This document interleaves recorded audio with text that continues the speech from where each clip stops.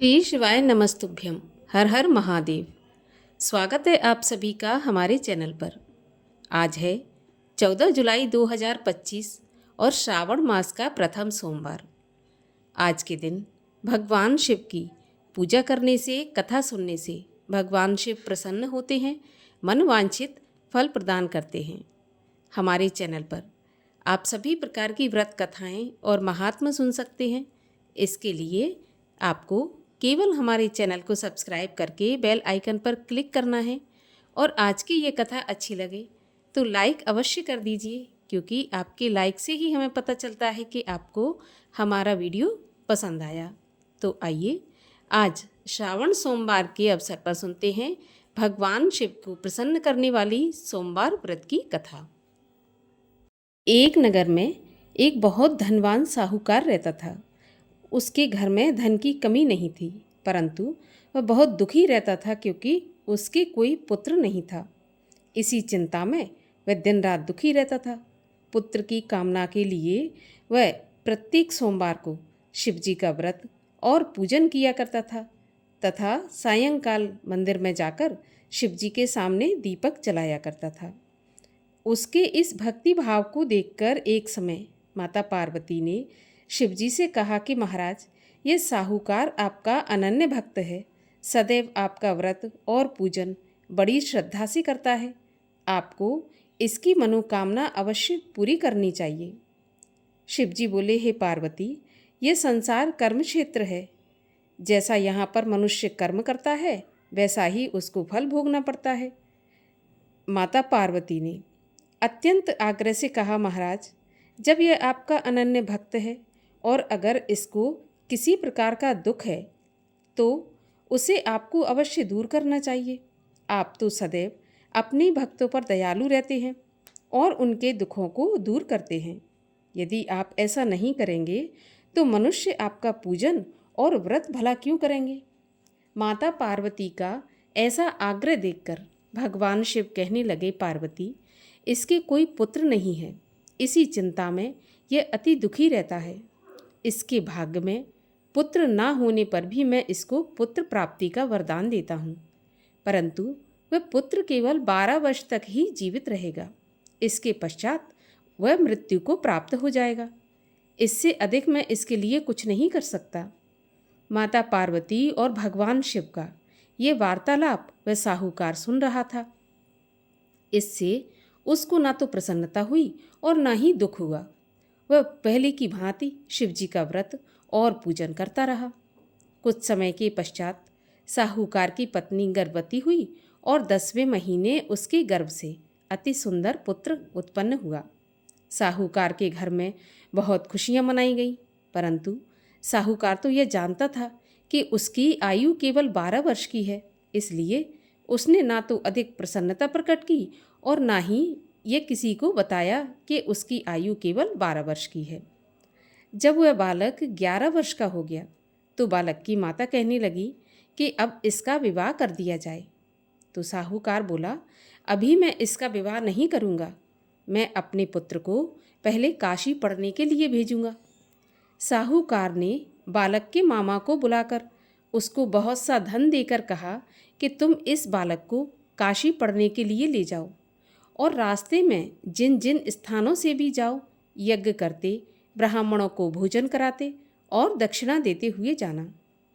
अब दोनों मामा भांजे यज्ञ करते, ब्राह्मणों को भोजन कराते और दक्षिणा देते हुए काशी की ओर चल पड़े। रास्ते में एक शहर पड़ा। उस शहर में राजा की कन्या का विवाह था, परंतु जो राजकुमार विवाह करने के लिए आया था वह एक आंख से काना था। तो उसके पिता राजा को इस बात की बड़ी चिंता थी कि कहीं राजकुमार को देखकर राजकुमारी या उसके माता पिता विवाह में किसी प्रकार की अड़चन पैदा न कर दें। जब उसने सेठ के अति सुंदर लड़के को देखा तो मन में विचार किया कि क्यों न द्वाराचार के समय इस लड़के से दूल्हे का काम चला लिया जाए। ऐसा मन में विचार कर उस राजकुमार के पिता ने उस लड़के और उसके मामा से बात की तो वे दोनों राजी हो गए। फिर उस साहूकार के लड़के को दूल्हे के कपड़े पहनाकर और घोड़ी पर बैठाकर कन्या के द्वार पर ले गए। सभी कार्य प्रसन्नतापूर्वक पूरे हो गए। राजकुमार के पिता ने सोचा कि यदि विवाह भी इसी लड़के से करा लिया जाए तो इसमें बुराई क्या है। ऐसा विचार कर लड़के और उसके मामा से कहा कि यदि आप फेरों और कन्यादान के काम को भी पूरा करा दें तो आपकी बड़ी कृपा होगी। मैं इसके बदले आपको बहुत सारा धन दूंगा। दोनों ने इसे खुशी खुशी स्वीकार कर लिया और विवाह कार्य बहुत अच्छी तरह से संपन्न हो गया। सेठ का पुत्र जिस समय जाने लगा तो उसने राजकुमारी की चुनरी के पल्ले पर लिख दिया कि तुम्हारा विवाह मेरे साथ हुआ है, परंतु जिस राजकुमार के साथ तुम विदा होगी वह एक आंख से काना है और मैं काशी पढ़ने जा रहा हूँ। सेठ के लड़के के जाने के पश्चात राजकुमारी ने जब चुनरी पर ऐसा लिखा देखा तो उसने काने राजकुमार के साथ जाने से मना कर दिया।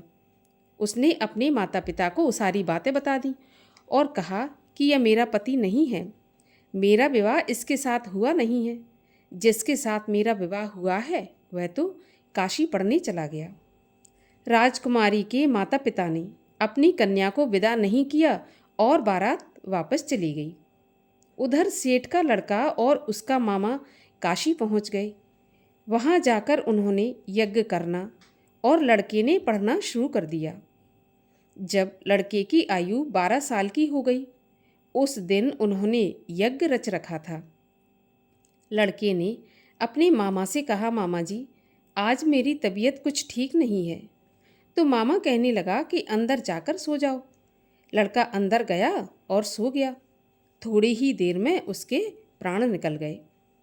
जब उसके मामा ने आकर देखा कि उसका भांजा तो मरा पड़ा है तो उसको बड़ा दुख हुआ, परंतु उसने सोचा कि अगर मैं अभी से रोना पीटना मचा दूंगा तो यज्ञ का कार्य अधूरा रह जाएगा। उसने जल्दी जल्दी यज्ञ का कार्य समाप्त करवाकर ब्राह्मणों के जाने के बाद रोना पीटना शुरू कर दिया। संयोगवश उसी समय शिव पार्वती उधर से जा रहे थे। जब उन्होंने जोर जोर से रोने की आवाज़ सुनी तो माता पार्वती कहने लगीं, प्रभु कोई दुखिया रो रहा है, इसके कष्ट को दूर कीजिए। शिव पार्वती वहाँ पहुँचे तो उन्होंने पाया कि वहाँ एक लड़का मरा पड़ा था।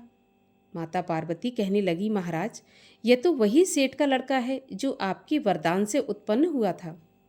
शिवजी कहने लगे, पार्वती इसकी आयु इतनी ही थी और यह भोग चुका। तब पार्वती जी कहने लगी, महाराज इस बालक को कुछ आयु और दे दो, नहीं तो इसके माता पिता तड़प तड़प कर मर जाएंगे। माता पार्वती के बार बार आग्रह करने पर शिवजी ने उसको जीवन का वरदान दे दिया। शिवजी की कृपा से वह लड़का जीवित हो गया। शिव और माता पार्वती कैलाश पर्वत पर चले गए। शिक्षा पूर्ण होने पर वह लड़का और उसका मामा उसी प्रकार यज्ञ करते, ब्राह्मणों को दान देते, भोजन कराते, दक्षिणा देते अपने घर की ओर चल पड़े। रास्ते में उसी शहर में आए जहाँ उस लड़के का वहाँ की राजकुमारी के साथ विवाह हुआ था। वहाँ आकर उन्होंने यज्ञ आरंभ कर दिया। उस लड़के के ससुर वहाँ के राजा ने उसको पहचान लिया और महल में ले जाकर उसकी बहुत आवभगत की। फिर बहुत से दास दासियों सहित आदरपूर्वक अपनी राजकुमारी और जवाई राजा को विदा कर दिया। जब वे अपने शहर के निकट आए तो मामा ने कहा कि मैं पहले तुम्हारे घर जाकर तुम्हारे माता पिता को खबर करके आता हूँ। जब उस लड़के का मामा घर पहुँचा तो उसने देखा कि लड़के के माता पिता घर की छत पर बैठे थे। उन्होंने यह प्रण करके रखा था कि यदि हमारा पुत्र कुशलता से लौट आया तो हम राजी खुशी नीचे आ जाएंगे और नहीं तो छत से कूदकर अपने प्राण दे देंगे। उस लड़के के मामा ने आकर जब यह समाचार दिया कि आपका पुत्र आ गया तब उनको विश्वास नहीं आया। तो मामा ने शपथ पूर्वक कहा कि आपका पुत्र अपनी पत्नी और बहुत सारा धन साथ लेकर आया है। तो सेठ प्रसन्नता से भर उठा। सेठ सेठानी आनंदपूर्वक नीचे आए। बाहर आकर उन्होंने अपने पुत्र तथा उसकी पत्नी का भरपूर स्वागत किया। सभी प्रसन्नता के साथ रहने लगे। जो भी कोई सावन सोमवार के इस व्रत को धारण करता है अथवा इस कथा को पढ़ता या सुनता है, उसके सभी दुख दूर होकर समस्त मनोकामनाएं पूर्ण होती हैं और इस लोक में नाना प्रकार के सुख भोग कर अंत में सदा शिव के लोक को प्राप्त होता है। बोलिए शिव शंकर महादेव की जय। माता पार्वती की जय। भगवान शिव की आरती। ओम जय शिव ओमकारा, स्वामी हर शिव ओमकारा, ब्रह्मा विष्णु सदा शिव अर्धांगी धारा। ओम जय शिव ओमकारा, एकानन चतुरानन पंचानन राजे, हंसासन गरुणासन वृषवाहन साजे। ओम जय शिव ओमकारा, दो भुज चार चतुर्भुज, 10 भुज ते सोहे, तीनों रूप निरखता, त्रिभुवन जन मोहे। ओम जय शिव ओमकारा, अक्षमाला वनमाला मुंडमाला धारी, चंदन मृग मद सोहे, भोले शुभकारी। ओम जय शिव ओमकारा, श्वेतांबर पीतांबर बाघंबर अंगे, सनकादिक ब्रह्मादिक भूतादिक संगे।